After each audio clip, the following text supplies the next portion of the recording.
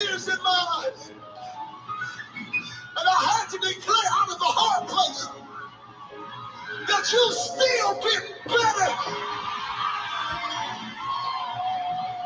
I can never repay you, Lord. I can never repay you, Lord. I can never repay you, Lord, for what you've done for me. How you loose my shackles.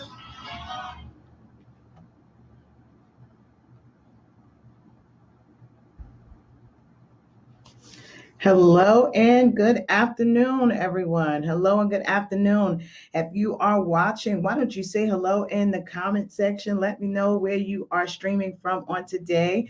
I want to just shout you out as you guys are coming in. And if you're catching the replay, thank you for watching the replay. In the comment section, write the word replay so I know that you found us on the replay.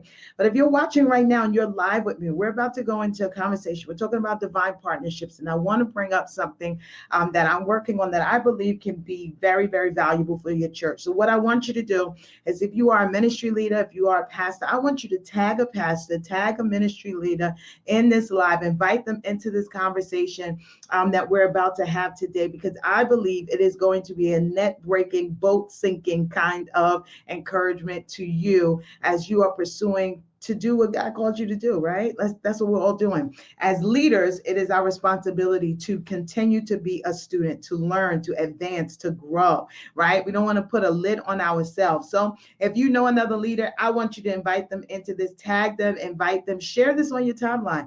If you anticipate getting some value out of this conversation, if this is your first time on the Leader to Leader Live, I want you to know that I'm so happy that you're joining me today. My name is Pastor Chanel. I'm a leadership coach and church consultant, helping churches and leaders to develop winning teams, create impactful events, and to strategize their next moves, okay? Because many times we know what we need to accomplish, we just don't always know how to get there. And so my assignment is to help you do that. And I hope that you get something out of our conversation today. I promise I won't be long, but I need to say a few things to get you stirred and going in the right direction. So I want you guys take a moment, invite, and share in the comment section below. Tell me where you are viewing this live from. What city, what state, what country, what nation are you participating in the Leader to Leader Live? Again, welcome to the Leader to Leader Live show with your host, Pastor Chanel Ramsay.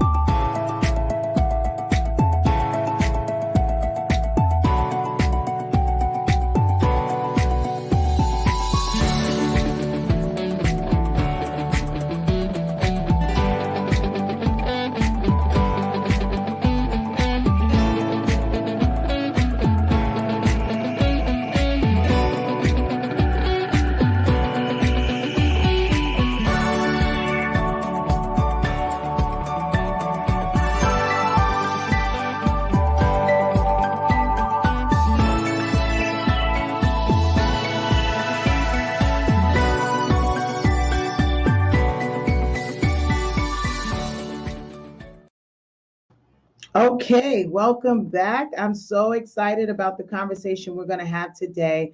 And this is going to tie into something that I'm offering churches in this season. And if you are a part of a church in a leadership capacity, make sure that you take the time to invite your leaders to be a part of this. And also tag your pastor, let them be a part of this conversation. So I want to talk to you a little bit about divine partnerships. We've been on this topic. We've been talking about doers, dreamers, and feelers. Today, I want to talk to you about something that's really on my heart. I was reading the story of Peter when Jesus told him to launch out into the deep. And when he brought up his net, it was boat sinking, net breaking. He had to call for help. And I started to think about that in terms of just the harvest that awaits us, right? As believers, as the church, as pastors, as leaders, the harvest that awaits us. And how do we get to this harvest that is net breaking and boat sinking? And the beauty of the process is that in it all, he could not handle it on his own. He had to outsource. Come on, he had to call some partners in to get the job done. And so I want to speak to that today because a lot of things have changed since the pandemic has happened. A lot of things have shifted. When you look at how we used to do church to how we're doing church now, I've been reading a lot of statistics on where the church is at. And so I want to talk to you about that because I think that for many of you all, you've done great with, I'll say it's 50-50, right? The audience that I'm talking to right now, okay? There's some people that, you haven't even started doing ministry online, right? Okay, there's a difference between online ministry, okay? There's a difference between online ministry and streaming services, okay? And I want us to know that difference. So I'm going to talk to you about the difference between the two because many times we think that we're doing ministry online because we're streaming our church service on Sunday. That's not the same thing. Okay. And so I want to talk to you about the difference between that because many of us are missing this boat sinking, net breaking blessing of a harvest because we refuse to shift. Okay. And you're going to continue to be frustrated if you don't shift until you start to embrace the change. Change is not easy for most people, right? It is challenging. And if you are introducing change to your church, it may take a strategic approach in order to introduce that change to your church. And so I'm not saying that you should take this lightly. However, I am saying that there is a boat sinking, net breaking blessing of a harvest that God has for your church, for your ministry. If it is called by him, he has this in mind for you. And he is using this opportunity of a pandemic. Did you hear what I said? This has been an opportunity, not an obstacle. He's using the opportunity of this pandemic to get you that blessing. See, Peter, while he was in the boat, he had done what he knew to do. He had reached his fullest potential. He had reached his optimization. He had maximized all that he knew to do. But he was not done because God had a plan. And for many of you that are listening to me, you've done church the way you know it. You've done your conferences annually. You've done your retreats. You've done your events, right? You've done your Mother's Day events. You've done your women's ministry events. You've done church. You know that. You've optimized that. You've reached your capacity in that. Just like Peter in the boat, he says, I done did that. I ain't bring up nothing. It's time to try it another way. It is time for you to hear the instructions, the timing of the Lord concerning this next harvest. It took a divine strategy. It took a release of a prophetic word. Do it. Instructions. Do it. Do this. And then he saw the harvest. And so there is a net breaking, boat sinking blessing. You need to write that. You need to write that in the comment section. There is a net. I don't care what it looked like. I don't care if your numbers on your live stream is 5, like mine is right now. Okay. I don't care if it's 5. Most of your numbers will go up the more that you market, the more that you share, the more that you figure out a strategy. Okay. But there is a boat sinking, net breaking blessing that has your name on it. It has your ministry name on it. You just got to be willing to do it a different way. So I want to talk to you about this because I'm offering something to churches that I think everybody should take advantage of. Even if you're not a church, but you are a ministry, you need to take advantage of this. I'm offering this webinar and it's called Digital Church Leap because there's a harvest that we're missing because we refuse to shift. We refuse to advance. We refuse to move forward. And so, Father God is very concerned about that. And so he's put it on my heart to do this because many of you guys, you have at this point, like I was saying, the 50-50. There's some people that have not jumped onto digital media at all. You've not done church online at all. You're doing church by the phone, and now that everything's opening up, you're trying to go back into the building.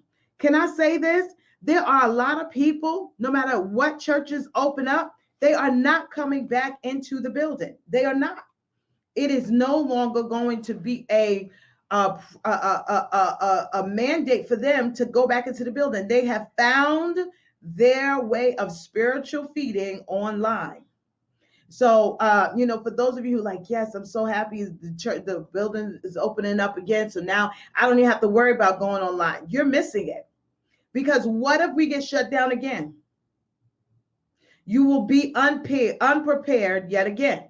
Okay, so there's still a lot of churches that have not taken the digital leap. And then there are some of you who, if you've taken the digital leap, you are streaming, but just because you're streaming does not mean you are doing online ministry. So I'm going to talk to you about the difference between streaming a service, a church service online, and actually having an online ministry. God bless you, Laquita. God bless you, Willie. Thank you guys for joining me today. Okay, so streaming means this, that you're just broadcasting information. Hello, somebody. Some of y'all don't even add a description to your live. It's just Sunday morning service. What day is that? If anybody wanted to go back and try to find the service that they heard the other day, there's not even a date in there. Sunday morning service. Okay? You're just broadcasting information. It's designed for consumers. So that means that it's not looking for you to participate. Just consume. Don't contribute, just consume. That's what you're designing it for. The next one is that you view people as numbers. So you're looking at how many numbers you got, not the person behind the profile. Whew, I just said something right there. The next one is there's no engagement. So here it is, your live is going forth. There's no engagement in the comment section. There's no engagement in the chat. It's just happening. There's no personal touch. Okay, this is what most churches are doing on Sunday. You are not an online ministry. I'm stepping on somebody's toes today. Y'all need to tag somebody. If you're already getting value out of this conversation, you need to tag somebody and invite them into this conversation.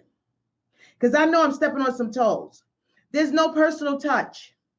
You don't know the member from the first time viewer. You don't know because this is the transition. So if I am doing, again, this is me. This is what I tell my clients when I'm consulting for churches. This is the same conversation I have with them. You can ask them, okay? I'm going to actually have them on a live next week where you can ask them. They're going to tell you their story of the conversations that we had and what they pivoted, how they pivoted into this next season. Because here it is. If you are seeing people as numbers, then you are not concerned with the person behind the profile. Okay? When you are, so how are you pastoring them? You're preaching to them, but you are not pastoring them.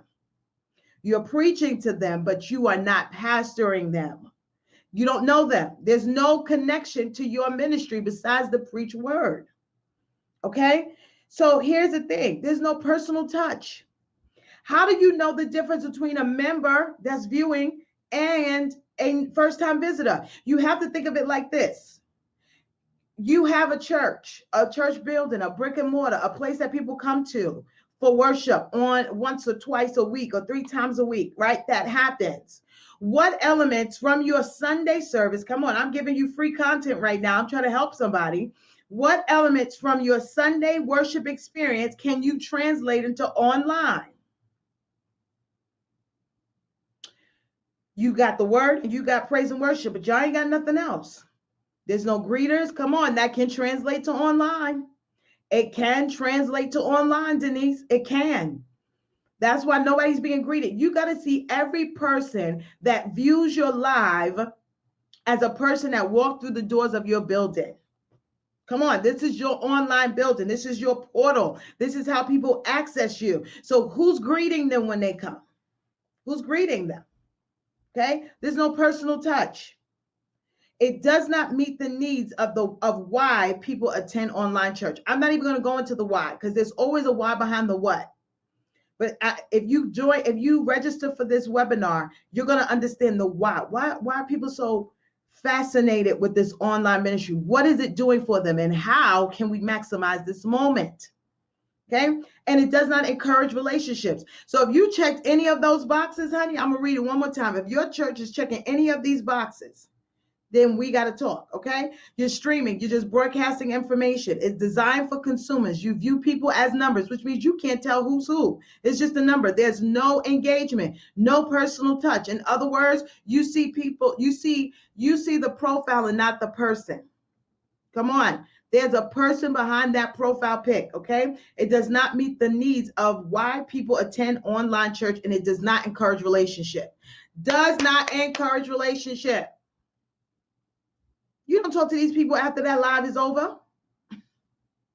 You have no engagement with these people after that live is over. You just expect them to show up next Sunday at 10 a.m. to do it all over again. You need to register for this webinar. If I'm talking to you, in any capacity, you need to register for this here webinar. You need to. The information is in the description of this live. Click that link and register for only $25. I'm going to spend 2 hours with you, myself and my team, helping you to digitize your church, to become an online ministry and not just stream on Sundays. This goes for your events too. How do you take your event from being just a Facebook Live to being something that people want more of? How do you do that? Okay. And so we're going to talk about that. Now, here's what an online ministry looks like. You ready for this? Take notes if you're ready for this. Okay. Here's what an online ministry looks like. An online ministry looks like this. Number one, you're not simply a broadcast, but it includes chat and online groups. Hello, somebody. Online groups, e-groups. Hello. It engages people. What I say about the greeters and the ushers. They can be online, okay? It engages people. It is personal. It engages the individual. Man, people want to know that you saw them, that they didn't just see your live. They engages individual. It meets the needs of the why people attend online church. It encourages relationship on and offline. This is big. This is where your watch parties come in. This is where your small group comes in, right? Because we can meet in smaller groups. Outdoors, the weather's getting warm. How are you preparing for this moment? The weather will be warmer. You can go outside. You can do outdoor events. Small groups can meet outdoors. How are you preparing for that moment to get those people who are online to something in person? How? Encourages relationship on and offline and builds community. If you need to improve your life in any of those areas, if you need to improve what your church is doing in any of the areas that I just mentioned, you need to say me in the comment section. Say me. I have a special offer for you. Every person that says that, if you say me, even if you're watching the replay, just write the word me. There's a special offer I'm going to give you. This is something that I'm offering people just only on today. If you say any of those descriptions I just gave you for online ministry, you say, I need some of that stuff to happen. We are not doing that in my church right now, but we need to. I want you in the comment section to write the word me, and I will send you a special offer. Okay. It says online ministry is not simply a broadcast. It includes chat and online groups. If you're not doing that already and your church needs it, you need to write me. It engages people. Come on. We know how to engage the word, but nobody engaging each other. Something ain't right there. Again, there's no connectivity happening during your live stream, which means it is just streaming. It is not online ministry. It's personal, engages the individual. If there's no follow-up with the actual individuals who are watching, you don't know who's who. You can't tell a member from a first-time visitor. Okay? How about this? Let me go even a step further. Your members are not sharing the live. They might come on, but there's no engagement from them. They watch and don't share. They watch and don't comment. All right, I know I'm stepping on somebody's toes, but it's the truth anyhow. It's the truth anyhow. And you need to get up in this. All right, you hear? Okay. The next one is it meets the needs of the why people attend online church and encourages relationship on and offline. If you're not doing that, you need to write me. It's all right. Write me in the comment section. Write me, because what I'm going to do is I'm going to send you a special offer in your inbox so we can get started, because there's work to do. There's work to do. All right. There is work to do. All right. So that's what I wanted to share with you on that. Here's some things that you need to know. Guys, like, invite, and share. Let's keep our numbers up. Here's some things that you need to know. All right, they said this. I was looking up this statistic. I thought it was phenomenal just to see it and know that this is what's happening. It says more people have watched church online this year than any other year in history. This is talking about 2020. More people have watched church online than any other year in history. Okay, since we've been streaming services online, since people have smartphones where they can show church services, more people have watched online in the year 2020 than any other year in history, of course. This is the biggest communication shift for the church in over 500 years. The biggest communication shift in the church, which means we've been doing things the old way for a long time and have not upgraded how we do church. But it came, this pandemic came and wrecked us. It showed us our weak place. Okay? Here's the next thing. I'm challenging you all to make your mark in the digital space. Okay? I'm challenging you all, especially those of you who are not the senior pastor. You the number 2. Get this weight off your leader.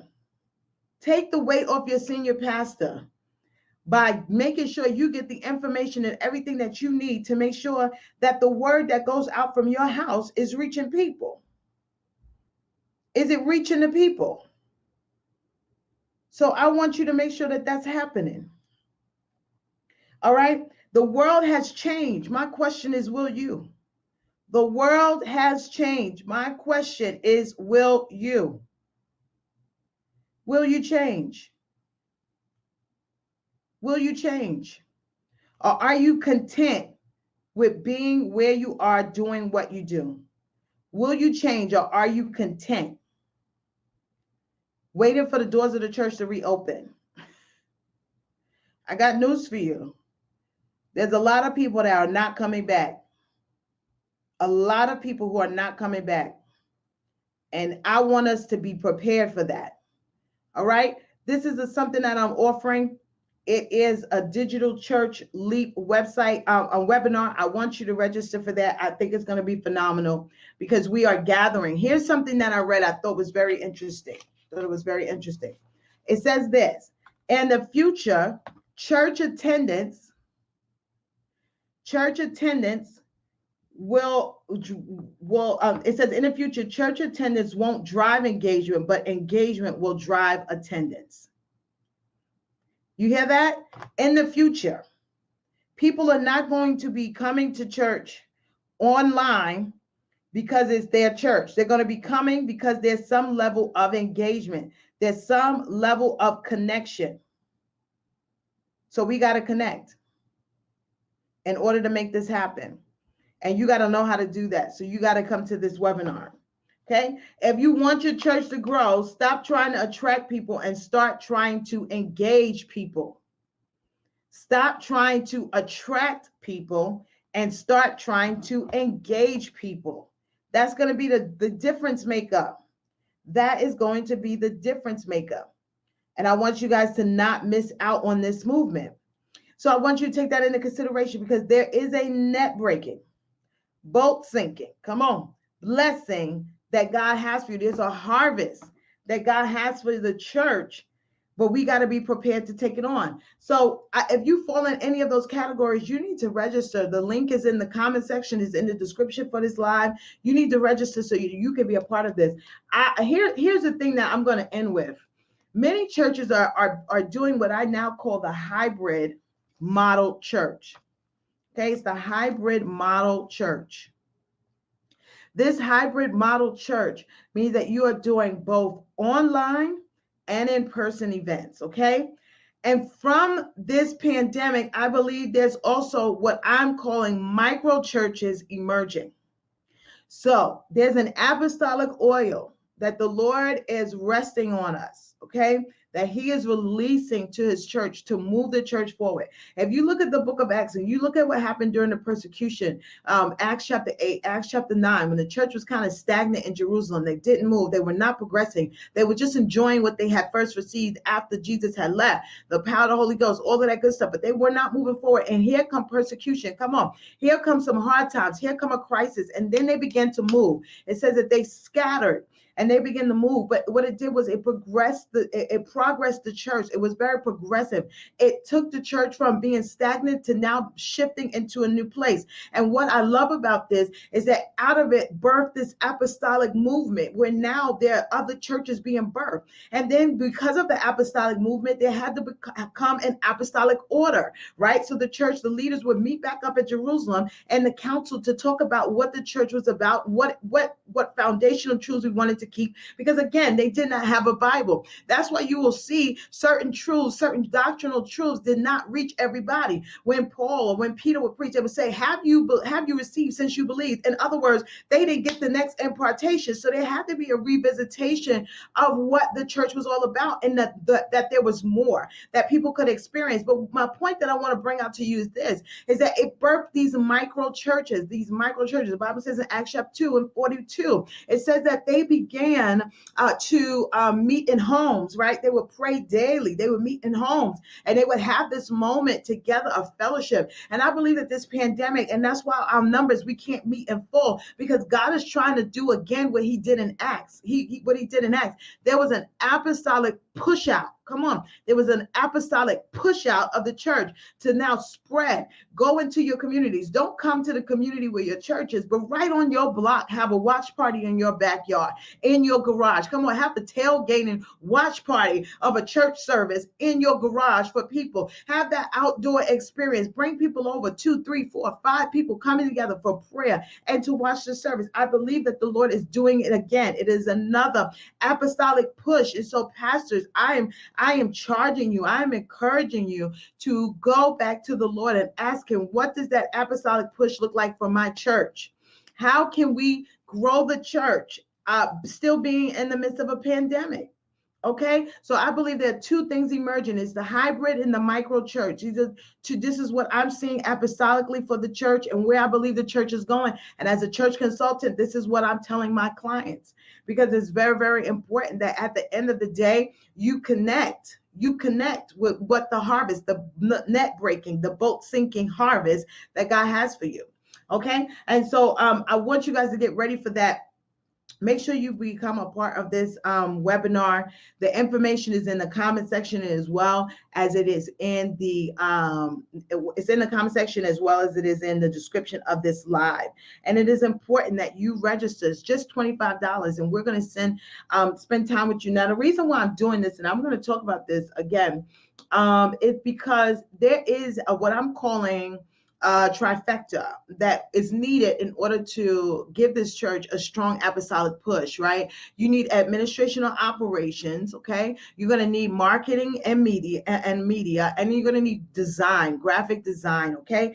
These are the things that I see as the Lord is unpacking these 3 areas, because many of you have the look like your live is great. You got all of the great cameras, you have all of that, but nobody knows about your live. Nobody knows what you're doing.